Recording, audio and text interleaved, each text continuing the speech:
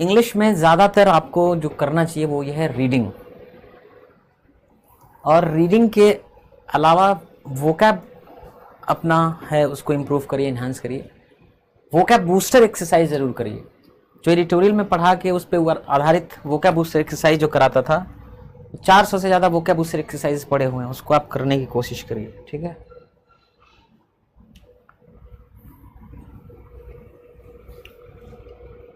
So there have been 3 breaks in our society this month. देखिए क्या है कि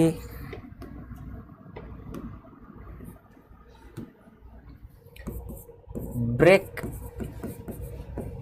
इन नाउन का काम करता है। ब्रेक इन का मतलब होता है किसी के घर में कहीं पे जबरदस्ती आप तोड़ के चले गए और सामान चुरा के भाग गए, सेंधमारी।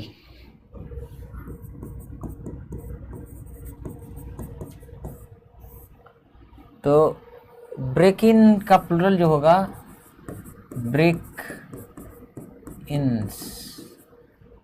सो there have been 3 break ins in our society this month. इस महीने हमारे सोसाइटी में 3 ब्रेक इन्स हुए, यहीं पे गलत है। She perform the task at the best of her ability. उसने काम जो है भरसक जितना अच्छे से कर सकती थी उसने किया, तो होता है to the best of her ability. She perform the task to the best of her ability.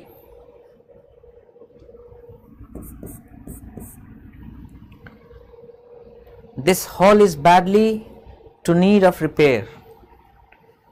इस हॉल को बहुत ही जरूरत है रिपेयर या मरम्मत की, है ना। तो this hall is badly in need of, this hall is badly in need of repair. ये हॉल बहुत ज़्यादा नीड में है, आवश्यकता है इसको मरम्मत की या रिपेयर की। Mrs Verma refused the second helping of ice cream. देखिए जब आप खाना खाते हैं ना, तो एक बार आप जो सामान लेते हैं वो एक हेल्पिंग है। दूसरी हेल्पिंग मतलब जब पहला हेल्पिंग ख़त्म कर लिया और दूसरा खेप आप ले रहे हैं वो सेकेंड हेल्पिंग होता है। तो मिसेस वर्मा ने मना कर दिया the second helping of ice cream. दूसरी बार आइसक्रीम लेने से उन्होंने मना कर दिया। इसमें कोई एरर नहीं है, नो एरर, करेक्ट। तो हेल्पिंग का मतलब होता है खेप। A note of dash during the leaders meeting at the UN.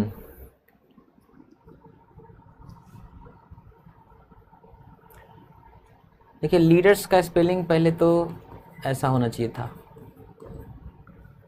A note of friction नहीं होता है, मतभेद का स्वर।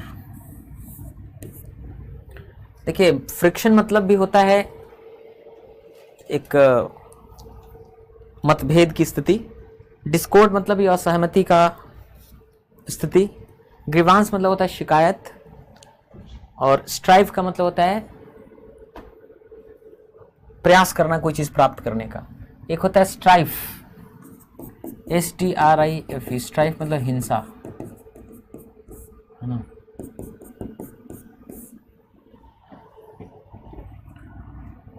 तो एकॉर्ड मतलब होता है सहमति, और डिस्कॉर्ड मतलब होता है असहमति। तो असहमति का स्वर, अ नोट ऑफ डिस्कॉर्ड सरफेस्ड, उभर के आया ड्यूरिंग द लीडर्स मीटिंग, नेताओं की मीटिंग के दौरान एट द यूएन में जो नेताओं की मीटिंग हुई, लीडर्स की मीटिंग हुई, उसके दौरान अ नोट ऑफ डिस्कॉर्ड सरफेस्ड, असहमति का स्वर उभर के आया। फ्रिक्शन नहीं होता है, नोट ऑफ डिस्कॉर्ड होता है असहमति का स्वर के लिए, और नोट ऑफ फ्रिक्शन नहीं होता है। भाषा में क्या है ना कि किसी भी भाषा में, जैसे natural Hindi, natural English, natural Bengali, natural Oriya, तो उस भाषा में क्या कहाँ बोलना है वो फिक्स्ड होता है। आप अपने से मैन्युफैक्चर नहीं कर सकते, बना नहीं सकते। वो जो बनाएंगे अननेचुरली, अस्वाभाविक दिखेगा। तो इसलिए नेचुरल इंग्लिश आनी जरूरी है। अब इस तरह का जो क्वेश्चन है ये कैसे आएगा, तो अगर किसी को ये मालूम हो कि फ्रिक्शन मतलब होता है तनाव की स्थिति या एक झगड़े की स्थिति या असहमति की स्थिति, डिस्कॉर्ड मतलब असहमति की स्थिति, तो ये दोनों ऑप्शन तो दूर हैं, ग्रीवांस और स्ट्राइव, लेकिन ये दोनों नजदीक हैं, फ्रिक्शन और डिस्कॉर्ड। अब इसमें कौन सा होगा वो तय करना उसके लिए मुश्किल होता है। लेकिन जिन्होंने इंग्लिश पढ़ी हुई है, एक सहज समझ होती है उनकी, मतलब एक नेचुरल अंडरस्टैंडिंग होती है, वो दिमाग में स्वतः आ जाता है। क्योंकि आप बहुत जब इंग्लिश पढ़ते सुनते हैं तो कहीं ना कहीं ये आप सुने हुए हैं, तो ये दिमाग में एक इसका इंप्रेशन या छाप पड़ा हुआ है, तो एक नेचुरल रिस्पॉन्स आता है, अंदर से एक उत्तर स्वतः आता है कि अ नोट ऑफ डिस्कॉर्ड होगा, अ नोट ऑफ डिस्कॉर्ड सरफेस्ड, असहमति का एक स्वर सामने आया ड्यूरिंग द लीडर्स मीटिंग, नेताओं की मीटिंग के दौरान एट द यूएन में। Many times dash starts with a creative dash and the enduring passion of a single individual. Many times, कई बार। देखिए ट्रेडिशनल पारंपरिक, लेथर्जी सुस्ती, स्टैग्नेशन मतलब ठहराव की स्थिति नाउन है, डिटर्मिनेशन संकल्प, रिनोवेशन, रिनोवेशन होता है जैसे कोई पुरानी चीज़ हो गई है, कोई पुराना घर हो गया उसको तोड़ फोड़ के नया बनाते हैं, रिनोवेशन होता है। डलनेस मतलब होता है मंदी सुस्ती की स्थिति। इनोवेशन मतलब होता है कोई नया प्रयोग, नई चीज़ बनाने की क्रिया। स्पार्क मतलब होता है एक स्पार्क मतलब क्षमता, आग, अग्नि, है ना, चिंगारी। तो मेनी टाइम्स कई बार, डैश स्टार्ट्स ये चीज़ शुरू होता है विद द क्रिएटिव डैश। अब क्रिएटिव शब्द जो है ना, क्रिएटिव के साथ क्रिएटिव स्पार्क से ही आपको समझ में आ जाएगा कि मेनी टाइम्स इनोवेशन, कई बार की इनोवेशन जो है स्टार्ट शुरू होता है विद द क्रिएटिव स्पार्क, किसी के भीतर एक रचनात्मक स्पार्क या चिंगारी होती है, कोई चीज़ नया बनाने की जो एक आग होती है उससे शुरू होता है। And the enduring passion of a single individual, किसी व्यक्ति के भीतर अनंत पैशन, जज्बा होता है, जुनून होता है, उस एक व्यक्ति के उस जज्बे या जुनून से, उसके क्रिएटिव स्पार्क से कोई इनोवेशन शुरू होता है। आपको दिख रहा है कि नहीं दिख रहा है ना? दिख रहा है, चलिए ठीक है।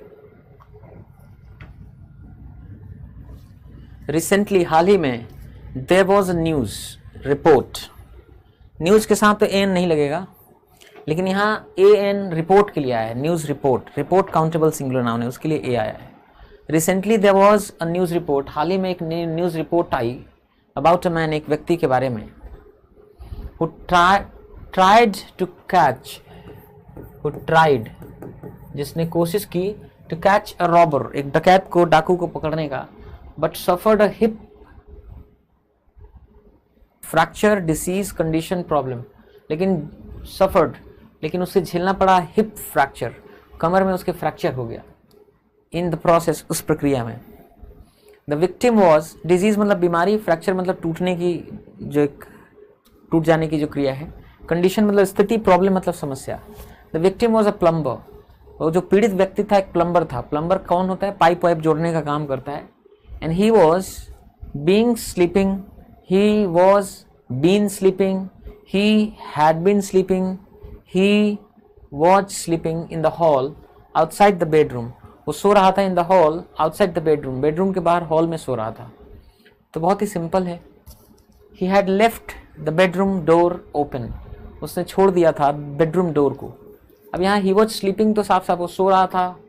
देखिए क्या है, इंग्लिश में हमेशा याद रखिएगा, जब तक आपको समझ में नहीं आएगा कि क्या कहना चाहता है, इसका अर्थ क्या है, तब तक आप ये समझ मतलब आप सोच ही नहीं पाएंगे क्या लिखना है, क्या सही है, क्या गलत है।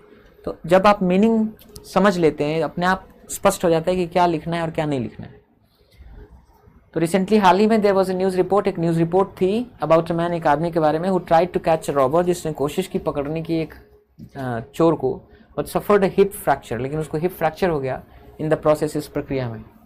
The victim was a plumber, वो जो पीड़ित है जिसका हिप फ्रैक्चर हो गया, वो विक्टिम एक प्लम्बर था। एंड ही वॉज स्लीपिंग, वो सो रहा था इन द हॉल में, आउटसाइड द बेडरूम, बेडरूम के बाहर।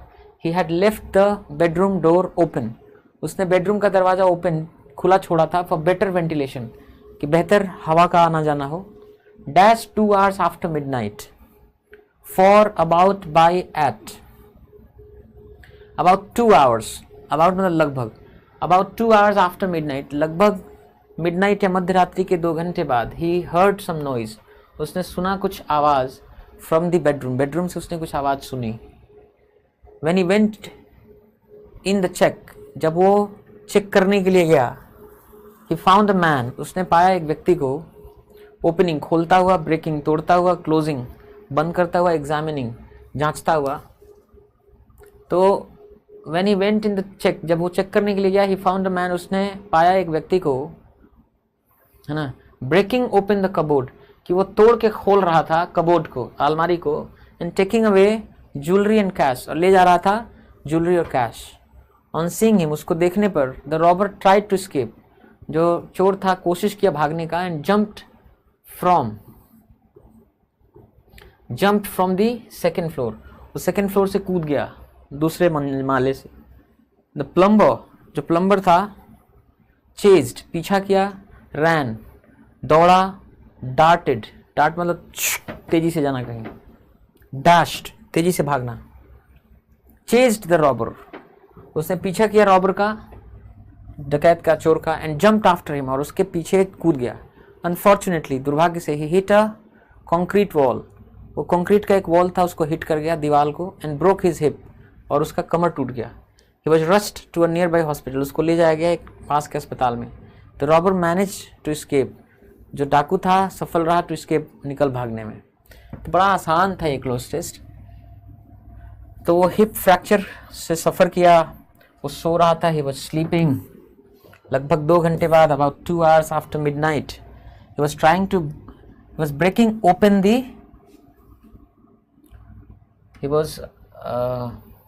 he found a man, उसने पाया एक व्यक्ति को, ब्रेकिंग ओपन, तोड़ के खोलता हुआ, दी कबोर्ड, अलमारी को, उसने उसको चेज किया, he chased the robber, उसने उस रॉबर का पीछा किया।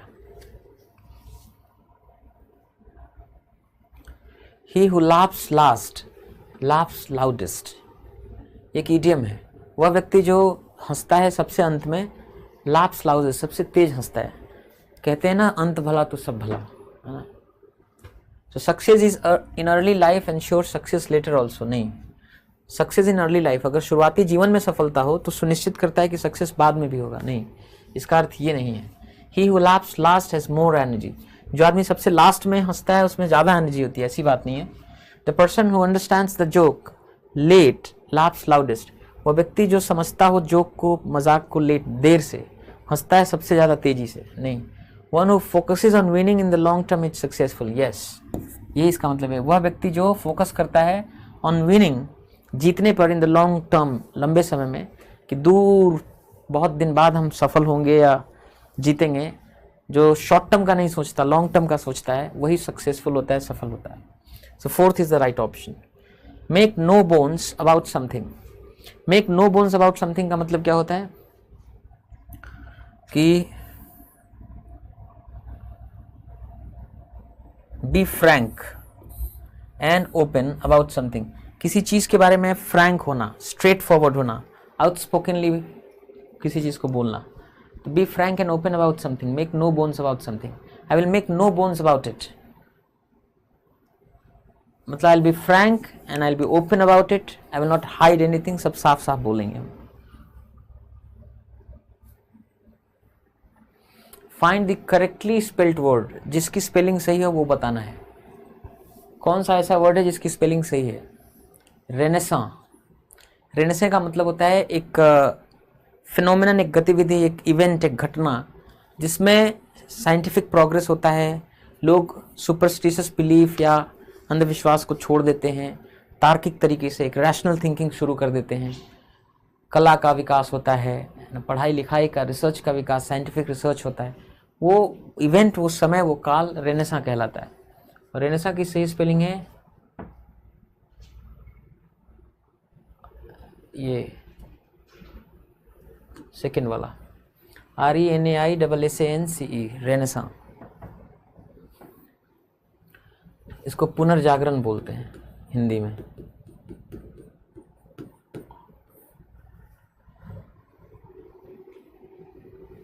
कमीशन तो कुछ होता नहीं है। करिस्पॉन्ड, इसका भी स्पेलिंग गलत है। कमिटी का स्पेलिंग सही है, कलीग का भी स्पेलिंग गलत है। ये कमीशन जो होता है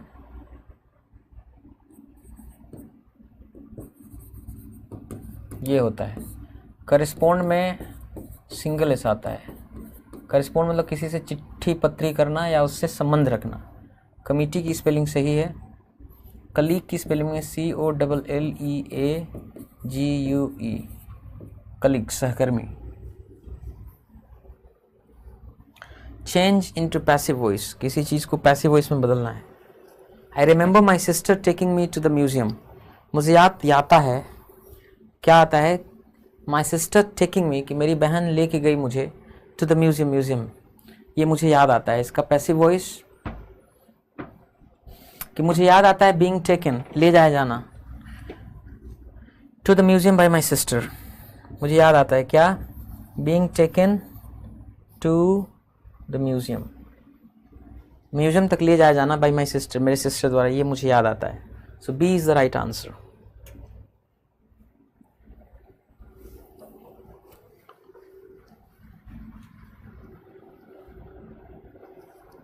दोबारा वही आ गया। I remember being taken to the museum by my sister. People claim to have seen the suspect in several cities. People claim, लोग दावा करते हैं, क्या दावा करते हैं,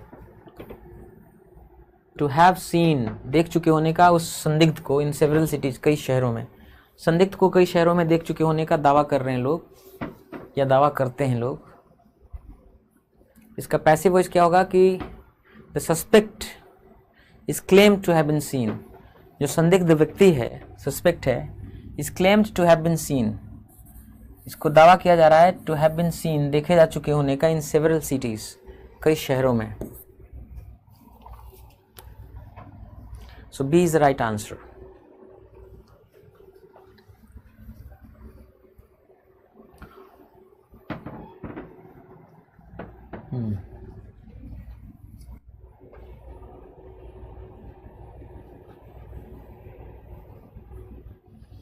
Cambridge was my metaphor for England.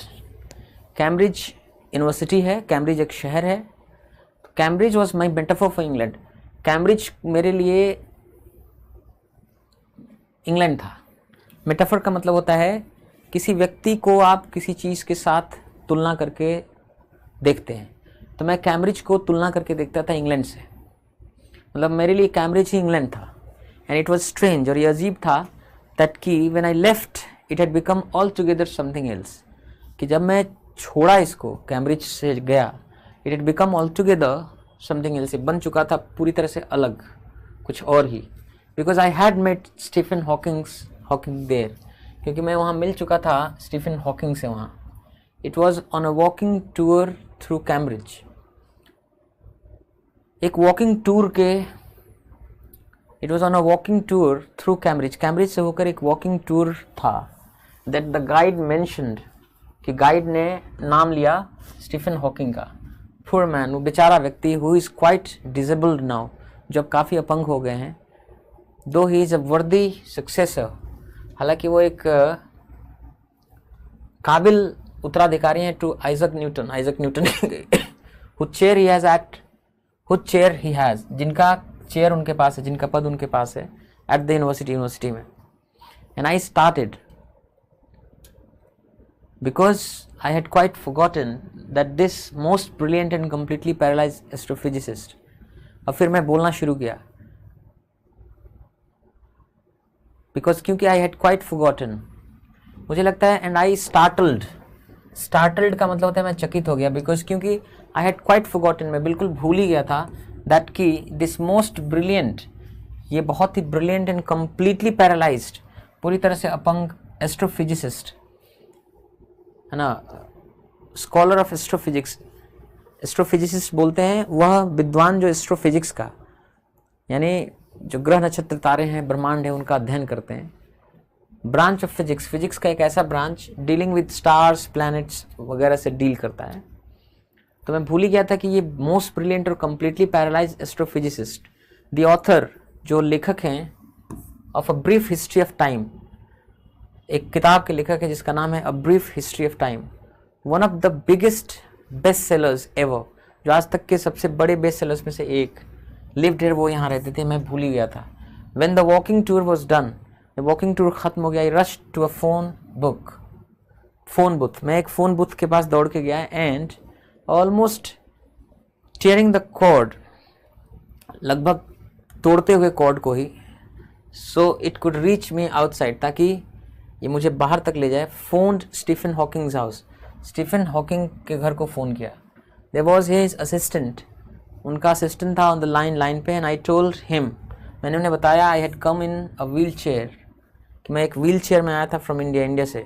Perhaps he thought I had propelled my self all the way, शायद उसने सोचा कि मैंने अपने आप को रॉकेट से प्रोपेल किया था ऑल द वे, पूरे रास्ते से. टू राइट, या प्रोपेल करना मतलब खुद से हाथ से चला गया था. To write about my travels in Britain,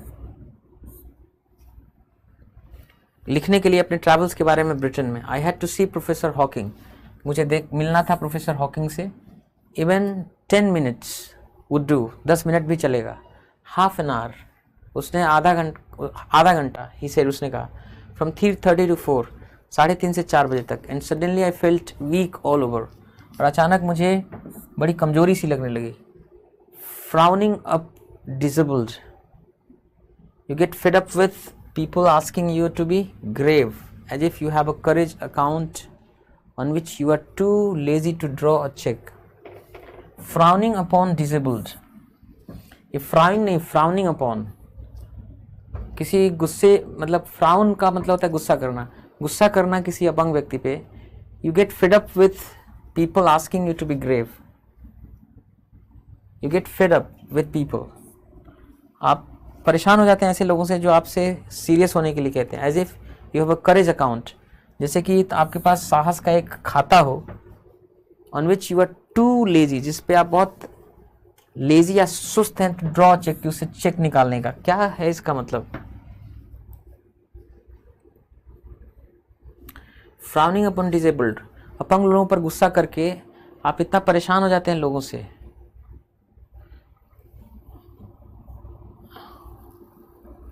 You get fed up with people asking you to be grave. अच्छा, आप परेशान हो जाते हैं ऐसे लोगों से जो आपसे कहते हैं कि आप गंभीर रहें. एज इफ मानो you have a courage account, आपके पास साहस का एक अकाउंट हो. On which you are too lazy to draw cheque, जिसमें से आप चेक नहीं निकालना चाहते हैं. The only thing that makes you stronger, एकमात्र चीज़ जो आपको स्ट्रॉन्गर या ज़्यादा मजबूत बनाती है, सीइंग समबडी लाइक यू, वो है मिलना किसी ऐसे व्यक्ति से जो आपके तरह है. अचीविंग समथिंग ह्यूज, प्राप्त करना कुछ बहुत बड़ा सा. देन यू नो, तब आपको मालूम होता है, हाउ मच इज पॉसिबल, कितना संभव है. And you reach out further than you ever thought, और आप पहुंचते हैं और भी दूर देन यू एवर थॉट, कि कभी आपने सोचा था यू कुड, आप पहुंच सकते हैं. I haven't been brave, said his disembodied computer voice. I haven't been brave, मैं बहादुर नहीं रहा हूँ. सेड, ऐसा कहा हिज डिसएम्बॉडीड कंप्यूटर वॉइस, उनके बॉडी से अलग जो आवाज़ निकलती थी दिमाग से, उसकी वॉइस ने कहा. द नेक्स्ट आफ्टरनून, अगले आफ्टरनून, अगले दोपहर को. I have had no choice, surely I wanted to day living creatively with the reality of his disintegrating body was a choice. कुछ तो गलत टाइप हो गया है. I have had no choice, मेरे पास कोई चॉइस नहीं रहा है. Surely I wanted today कुछ living creatively with the reality of his disintegrating body. I wanted to living creatively, कुछ तो है. I wanted today living creatively, कि रहना चाहता था मैं creatively, मतलब उनके साथ कुछ एक्टिविटी करना चाहता था, क्रिएट करना चाहता था विद रियलिटी, उस वास्तविकता के बोध के साथ, ऑफ हिज डिसइंटीग्रेटिंग बॉडी, की उसकी उनकी बॉडी ख़त्म हो रही थी, डिसइंटीग्रेट, टूट रही थी, या वो मरने के कगार पे थे. वॉज अ चॉइस, क्या चॉइस था. बट आई केप्ट क्वाइट, लेकिन मैं चुप रहा. बिकॉज आई फेल्ट गिल्टी, मैं महसूस कर रहा था दोषी. Every time I spoke to him, जब भी मैं उनसे बात करता था. फोर्सिंग हिम टू रिस्पॉन्ड, और इस तरह से उनको मजबूर करता था कि वो कुछ जवाब दें. There he was tapping at the little switch, वो वहाँ छोटे से स्विच पे टैप करते थे इन हिज हैंड, जो उनके हाथ में था. Trying to find the words, खोज को चाहते थे, ट्राई करते थे ढूंढने का वर्ड्स ऑन हिज कंप्यूटर, अपने कंप्यूटर पे. With the only bit of movement left to him, उस थोड़े बहुत मूवमेंट से हाथ पाँव जो चल रहा था लेफ्ट में, जो उनको तक बचा था. हिज लॉन्ग पेल फिंगर्स, उनके लंबे पीले उंगलियां. एवरी सो ऑफन, अक्सर. His eyes would shut in frustrated exhaustion. उनकी आंखें बंद हो जाती थी फ्रस्ट्रेशन से, थकान से. And sitting opposite him I could feel, और ठीक उनके सामने बैठ करके मैं फील कर सकता था his anguish, उनका कष्ट. The mind buoyant with thoughts, उनका माइंड जो भरा रहता था, उफना रहता था थॉट्स से. That came out in frozen phrases, जो आते थे जैसे जमे हुए फ्रेजेस में, sentences stiff as corpses, और sentences ऐसे कड़े होते थे जैसे लाशें होती हैं. कुल मिला के एक डिस्क्रिप्शन है कि ये कैम्ब्रिज में ये कोई भी व्यक्ति है, इंडिया से गया है और वो फ़ोन करता है इनके पास जो एस्ट्रोफिजिसिस्ट रहे हैं स्टीफन हॉकिंग. आपको मालूम है कि वो उनको ऑटिज़म है, तो व्हील चेयर पर हमेशा रहते हैं और वो जवाब देते हैं इसे टैप करके उंगलियों से. तो उनसे उनका मिलना हो रहा है और बड़े मुश्किल से वो आंसर दे पाते हैं, और इनको भी ख़राब लगता है कि इनके क्वेश्चन का वो आंसर देते हैं और उसमें उनको बहुत कष्ट होता है. तो इसके ऊपर आधारित क्वेश्चन है. एस्ट्रोफिजिक्स डील करता है किस चीज़ से? तो astrophysics deals with stars and planets, stars और प्लैनेट्स से. The narrator pulled the telephone cord, उस नरेटर ने खींचा टेलीफोन कॉर्ड को आउटसाइड द फोन बूथ के बाहर. बिकॉज ही वॉज, क्योंकि वो व्यक्ति क्या थे? ईगर, उत्सुक थे to call Stephen Hawkings home, Stephen Hawking के घर को फ़ोन करने के लिए. Not able to hear clearly, क्योंकि वो साफ नहीं सुन पा रहे थे इन द बूथ में. डेस्परेट थे टू गेट एन अपॉइंटमेंट पाने के लिए विद स्टीफन हॉकिंग से. Unable to enter the booth, वो अनेबल थे, असमर्थ थे बूथ पर जा पाने में. ऑन अ व्हील चेयर पर. यही होगा सही. नरेटर ने क्यों खींचा टेलीफोन कॉर्ड को? आउटसाइड द फोन बूथ के बाहर. अगर आदमी कोई ईगर या उत्सुक रहेगा स्टीफन हॉकिंग के घर में फ़ोन करने के लिए, तो ऐसा थोड़ा कि बाहर खींच लिया, अरे बूथ के अंदर घुस के फ़ोन करेगा. तो बूथ से बाहर इसलिए because he was on a wheel chair and he couldn't enter the booth, booth में घुस नहीं सकते थे. विच ऑफ दीज फैक्ट्स, निम्नांकित फैक्ट्स में से कौन सा इज नॉट ट्रू, सत्य नहीं है अबाउट स्टीफन हॉकिंग के बारे में? अ पैरालाइज्ड मैन, ये तो सत्य है. अ वर्दी कंटेम्प्रेरी ऑफ न्यूटन के एक काबिल कंटेम्प्रेरी या समकालीन मतलब जब न्यूटन जन्मे थे उन्हीं समय वो थे, ये गलत है. अ ब्रिलियंट एस्ट्रोफिजिसिस्ट सही है. अ प्रोफेसर एट कैम्ब्रिज, ये भी सही है. वो न्यूटन के, सर आइजक न्यूटन के कंटेम्प्रेरी या समकालीन नहीं थे. कंटेम्प्रेरी मतलब होता है कि आप अगर किसी के कंटेम्प्रेरी हैं तो जिस समय वो जिंदा है उसी समय आप भी जिंदा रहें. तो ये सही नहीं है, that's not true.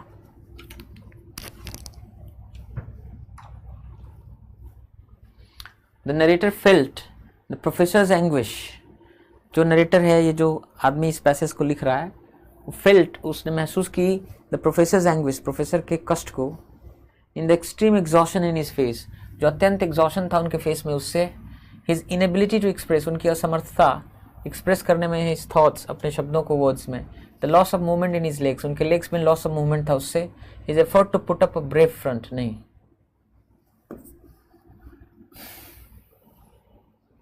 The extreme exhaustion in his face में तो एग्जॉशन नहीं था. The narrator feels the professor's anguish, वो प्रोफेसर्स के एंग्विश को फील कर रहा था, और एंग्विश कस्ट इन हिज एबिलिटी, उनकी असमर्थता थी टू एक्सप्रेस हिज थॉट्स, अपने विचारों को व्यक्त करने में इन वर्ड शब्दों में. Complete the sentence to make it true, complete करिए सेंटेंस को. The narrator is the author of a brief history of time, नहीं. The narrator came to Britain to study astrophysics, ये भी गलत है. द नरेटर डिसलाइक्स, नापसंद करता है पीपल, लोगों को. आस्किंग हिम टू ब्रेव, जो उसको कहते हैं ब्रेव बनिए.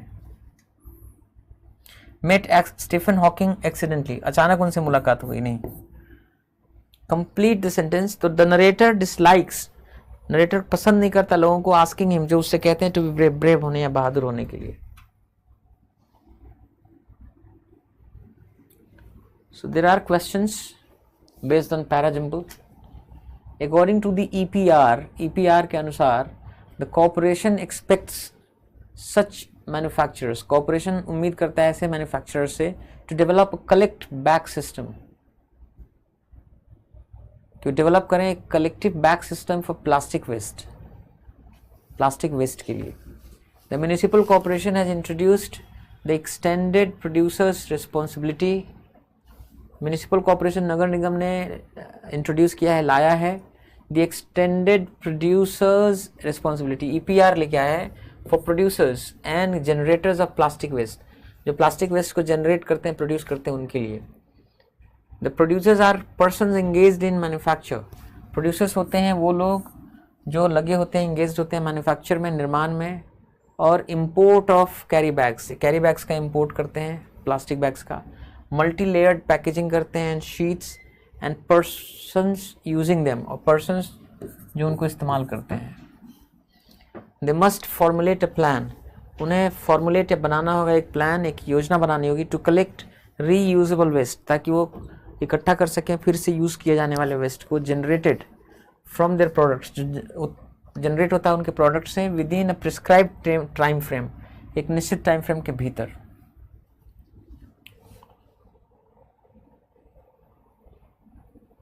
तो P से S जुड़ रहा है, लास्ट में P से S जुड़ रहा है, PS ये दिख रहा है। जरा पहला ऑप्शन क्यू चेक करके देखिए।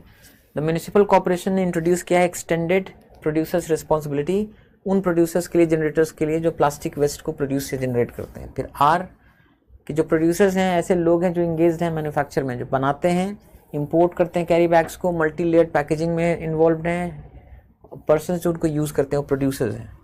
फिर P में कि EPR के अनुसार कॉर्पोरेशन एक्सपेक्ट करता है, नगर निगम उम्मीद करता है ऐसे मैन्युफैक्चरर से कि वो डेवलप करें collect back system for plastic waste.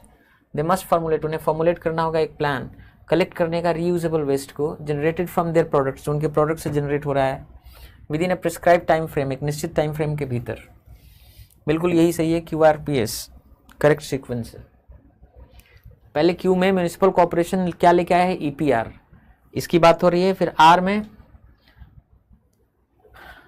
जैसे Q में बात करा था कि प्रोड्यूसर्स के लिए ये एक्सटेंडेड प्रोड्यूसर्स रिस्पॉन्सिबिलिटी लाया गया है, और प्रोड्यूसर किसको माना गया डिफाइन हो रहा है R में। प्रोड्यूसर्स वे हैं जो लगे हुए हैं, लिप्त हैं मैन्युफैक्चर में, इंपोर्ट करने में कैरी बैग्स को, या पैकेज करने में, यूज़ करने में। फिर P आ रहा है कि इस EPR के अनुसार कॉर्पोरेशन उम्मीद करता है, नगर निगम ऐसे मैन्युफैक्चरर्स से कि वो विकसित करें collect back system plastic waste के लिए। फिर लास्ट में S, और उन्हें फॉर्मुलेट करना होगा एक प्लान ताकि कलेक्ट कर सके रीयूजेबल वेस्ट को एक निश्चित टाइम फ्रेम के भीतर। सो QRPS is the right sequence.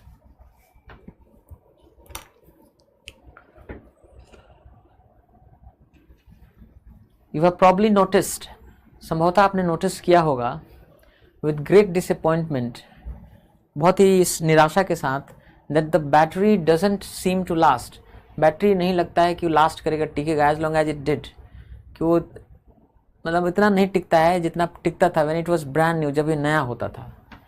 Partial charging, आंशिक रूप से charging is just fine for lithium ion batteries, lithium ion batteries के लिए वो तो ठीक है, and can actually have some positive benefits, और एक्चुअली उसके कुछ सकारात्मक लाभ हो सकते हैं फॉर सेल लॉन्जेविटी, सेल के लॉन्जेविटी के लिए, लंबे समय तक चलने के लिए। Smartphone users are forever in search, smartphone users हमेशा सर्च करते हैं ऑफ लॉन्गर बैटरी लाइफ, की लंबा बैटरी लाइफ हो, बट अनफॉर्चुनेटली, दुर्भाग्यवश, battery capacity inevitably declines, battery की क्षमता हमेशा घटती है विद एज, समय के साथ। हाउएवर, हालांकि one thing you can do, एक चीज़ आप कर सकते हैं to prolong the life of your battery, अपने बैटरी के लाइफ को प्रोलॉन्ग करने, लंबा करने के लिए, एनहांस इट को लंबा करने के लिए, वो है पार्शियल चार्जिंग। तो सबसे पहले R, फिर R के बाद P हो सकता है, क्योंकि R में स्मार्टफोन यूजर्स हमेशा सर्च करते हैं कि लॉन्गर बैटरी लाइफ हो, लेकिन दुर्भाग्य से बैटरी कैपेसिटी घटती है समय के साथ। आपने प्रॉब्ली नोटिस किया होगा, और वो भी निराशा हुई होगी ये नोटिस करके, कि battery doesn't seem to last, battery नहीं लगती लास्ट करते हुए, चलते हुए इतना लंबे समय तक, जितना चलता था when it was brand new, जब फ़ोन नया था। सो R के साथ P ही होगा, RPSQ। फिर S होगा कि हालांकि एक चीज़ आप कर सकते हैं अपने बैटरी लाइफ को प्रोलॉन्ग करने के लिए, कि आप पार्शियल चार्जिंग करें, पूरा चार्ज ना करके आधा आधा चार्ज करें। फिर Q, partial charging is just fine, partial charging अच्छी चीज़ है लिथियम आयन बैटरीज के लिए, and that can actually have some positive benefits, इसके कुछ पॉजिटिव बेनिफिट्स हो सकते हैं सेल लॉन्जेविटी के लिए, सेल के लंबे समय तक चलने के लिए। सो इन द एग्रारियन एरा, या तो P है नहीं तो Q, यही दो में से कोई पहला सेंटेंस होगा। सो पी है कि सो इसलिए इन दी एग्रेरियन एरा का मतलब कृषि वाले युग में, you destroy your enemies productive capacity, आप नष्ट कर देते हैं अपने दुश्मन की प्रोडक्टिव कैपेसिटी को बाय बर्निंग हिज क्रॉप्स और फील्ड्स, उनके फसलों को जला के। एग्रेरियन एरा में ऐसा होता था। क्यों है now in the information era, आज सूचना युग में, destroying the enemy's productive capacity, किसी दुश्मन के प्रोडक्टिव कैपेसिटी उत्पादक क्षमता को नष्ट करना, which means destroying their information infrastructure, जिसका मतलब है कि उनके इंफॉर्मेशन इंफ्रास्ट्रक्चर को कर देना। तो जाहिर सी बात है पी पहला नहीं हो सकता, क्यू ही पहला हो सकता है। तो क्यू आर या क्यू एस देखना है। You battle with your enemy, आप लड़ते हैं अपने एनिमी से, दुश्मन से, by destroying the enemy's productive capacity, अपने एनिमी या दुश्मन के प्रोडक्टिव कैपेसिटी को डिस्ट्रॉय करके, विच विल बी डिफरेंट, जो अलग होगा, डिपेंडिंग अपॉन, जो निर्भर करेगा on the foundation of economy, economy के फाउंडेशन पे या उसके नींव पर डिपेंड करेगा। S but in the industrial era, लेकिन इंडस्ट्रियल एरा में एंडिंग प्रोडक्टिव कैपेसिटी मेंट, प्रोडक्टिव कैपेसिटी खत्म करने का मतलब था बॉम्बिंग ऑफ द फैक्ट्रीज पर बम डालना, that are located in the cities, जो शहरों में स्थित थे, एंड मेन इंडस्ट्रियल एरियाज, और मेन इंडस्ट्रियल एरियाज में। सो सबसे पहले तो होगा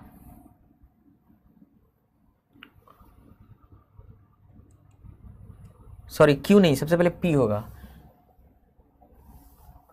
लेकिन क्यू पी के पहले भी जैसे आर लिखा है, you battle with your enemy by destroying the enemy's productive capacity which will be different depending upon the foundation of economy. पहले आर होना चाहिए था, पहले एक्चुअली होना चाहिए था आर, इसमें ऑप्शन में ही नहीं है। पहले आर होना चाहिए था कि आप लड़ते हैं अपने दुश्मन से, कैसे, by destroying the enemy's productive capacity, किसी दुश्मन की प्रोडक्टिव कैपेसिटी उत्पादक क्षमता को डिस्ट्रॉय नष्ट करके लड़ते हैं उससे, विच विल बी डिफरेंट, और प्रोडक्टिव कैपेसिटी को डिस्ट्रॉय करना विल बी डिफरेंट, अलग होगा, डिपेंडिंग अपॉन, निर्भर करेगा द फाउंडेशन ऑफ इकोनॉमी, अर्थव्यवस्था की नींव कैसी है। सो इन द एग्रेरियन एरा, इसलिए जो कृषि युग था उस समय डिस्ट्रॉय करते थे एनिमी के प्रोडक्टिव कैपेसिटी को बाय बर्निंग हिज क्रॉप्स, उसके फसलों को जलाकर। ठीक है P. But in the industrial era, लेकिन इंडस्ट्रियल एरा में एंडिंग प्रोडक्टिव कैपेसिटी को खत्म करने का अर्थ था कि फैक्ट्रीज पे बम गिराया जाए, एस। और अब now in the information era, अब उससे भी आगे बढ़ गए हम लोग, अब इंफॉर्मेशन एरा में डिस्ट्रॉय करना एनिमी के प्रोडक्टिव कैपेसिटी को, विच मीन्स इसका मतलब होगा डिस्ट्रॉय करना इंफॉर्मेशन इंफ्रास्ट्रक्चर को। सो ये जो ऑप्शंस दिए गए हैं सही नहीं है, RPSQ should be the right answer.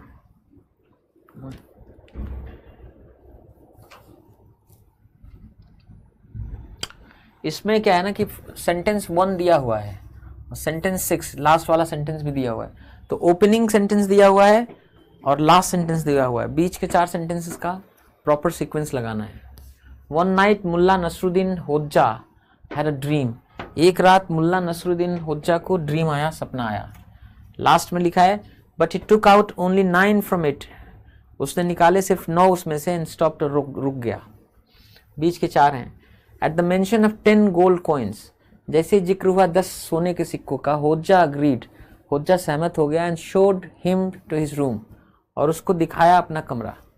The next morning, अगले सुबह, द मैन थैंक्ड होज्जा, उस व्यक्ति ने धन्यवाद दिया होज्जा को, and began taking out the gold coins, और शुरू हो गया निकालना gold coins from his purse, उसके पर्स से। इससे उसने कहा ही वुड पे 10 गोल्ड कॉइन्स, वो पे करेगा 10 गोल्ड कॉइन्स टू होज्जा को, if he was allowed the privilege, अगर उसको ये प्रिविलेज या विशेषाधिकार दिया जाए।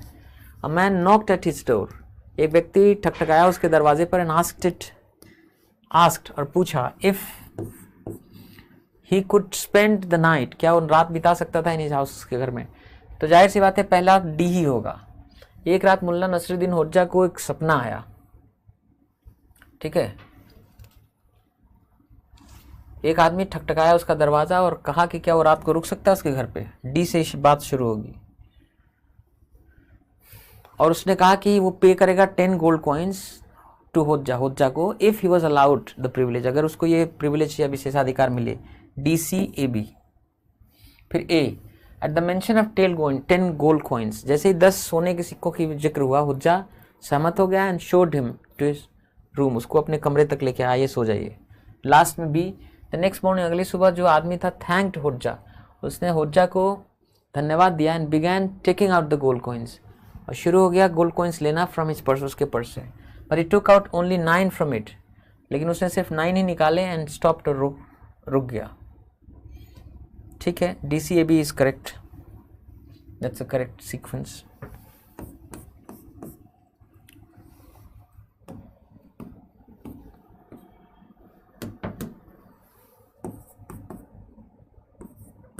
She asked the clerk why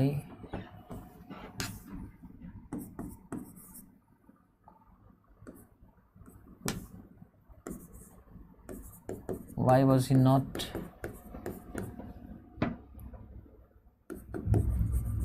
issuing the NOC quickly.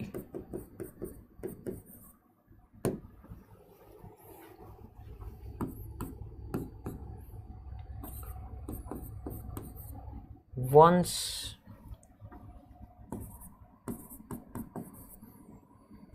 I'm done with this,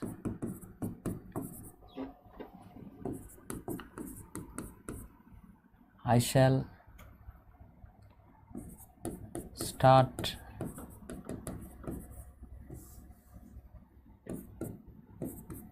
doing something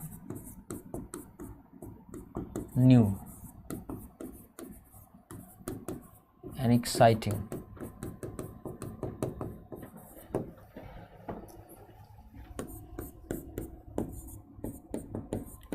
Science and technology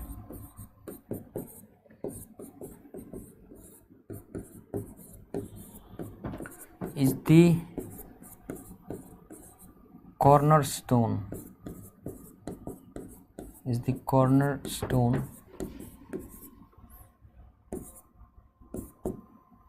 of any economy.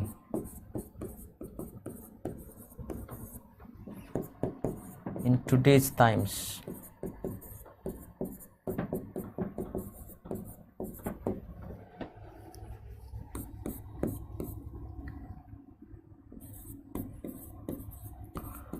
Slow and steady wins the race.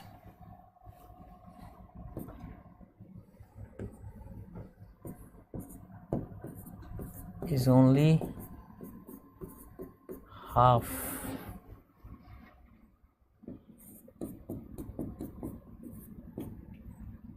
of the truth.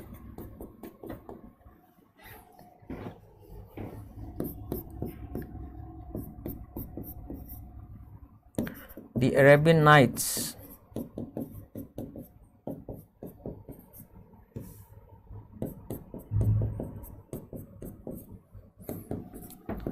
is a famous work by Salman Rushdie.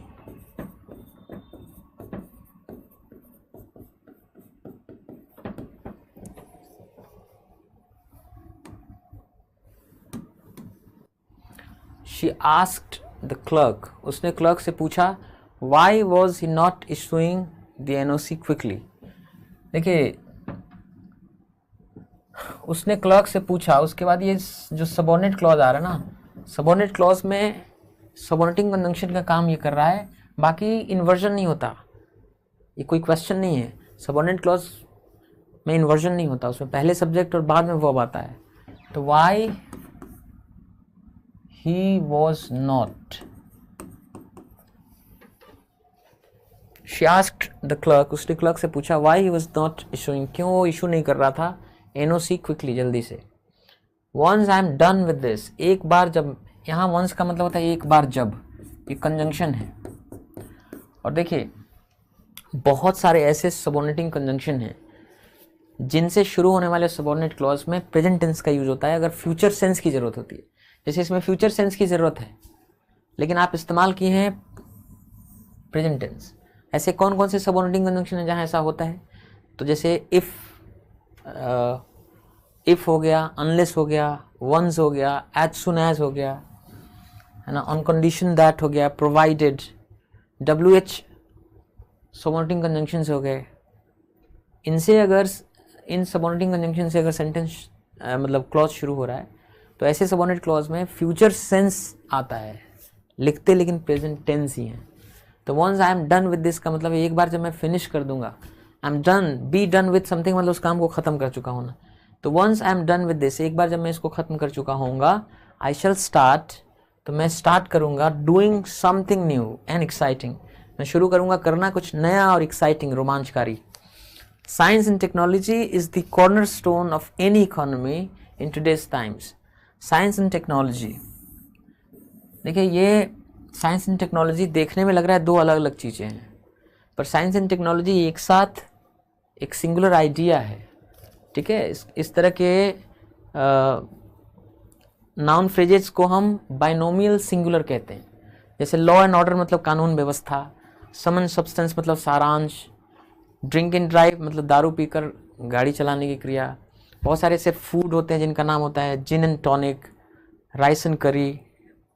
तो देखने में लगते हैं कि दो चीज़ें and से जुड़े हैं, पर एक्चुअली एक सिंगुलर आइडिया को कन्वे करने का काम करते हैं, ये सिंगुलर होते हैं। So science and technology is the cornerstone, science और टेक्नोलॉजी कॉर्नरस्टोन है, यानी मुख्य आधार स्तंभ है ऑफ एनी इकोनॉमी, किसी भी इकोनॉमी का इन टुडेज टाइम्स, आज के वक्त में। इसमें कोई एरर नहीं है, इसमें भी कोई एरर नहीं था, इसमें भी कोई एरर नहीं है। Slow and steady wins the race, slow और स्टेडी जो रहता है यानी कछुआ कहानी में जो है वो रेस जीत जाता है, is only half of the truth, वो सत्य का केवल आधा ही है, इसमें भी कोई एरर नहीं है। The Arabian Nights is a famous work, Arabian Nights एक मशहूर कृति है बाय सलमान रश्दी, सलमान रश्दी द्वारा लिखी गई, इसमें भी कोई एरर नहीं है।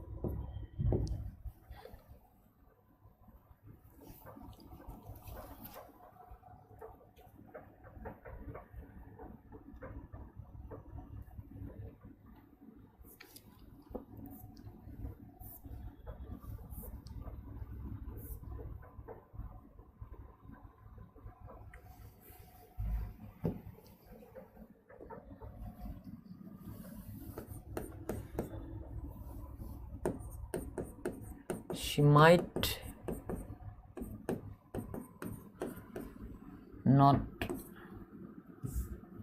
might not reach on time for her train is late with 2 hours.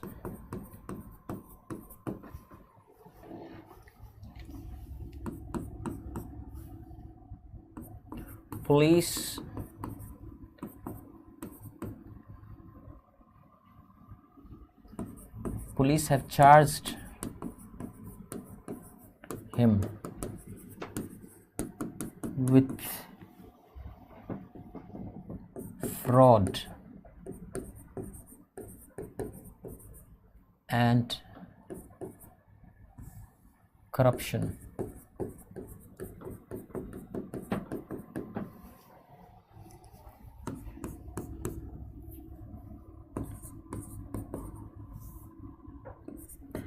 Every child and every mother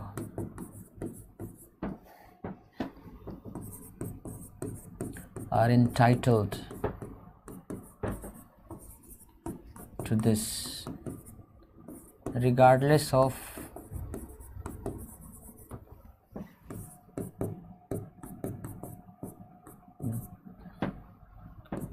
their background.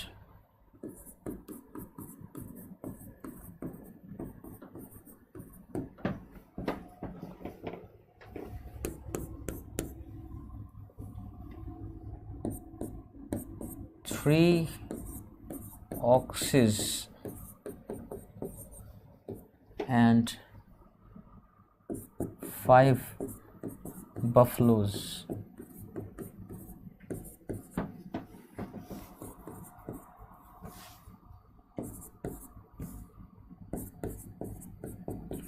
Costed us around 5 lakh rupees.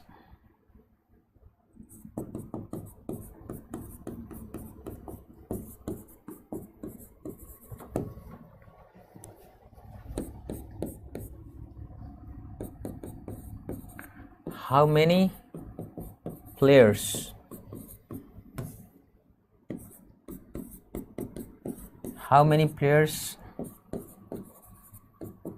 constitute a team?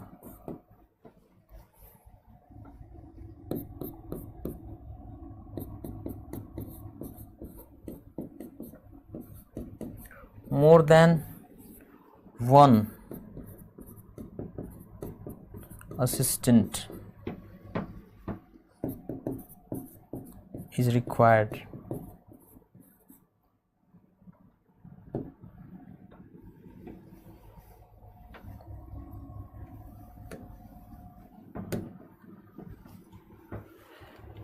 बताइए।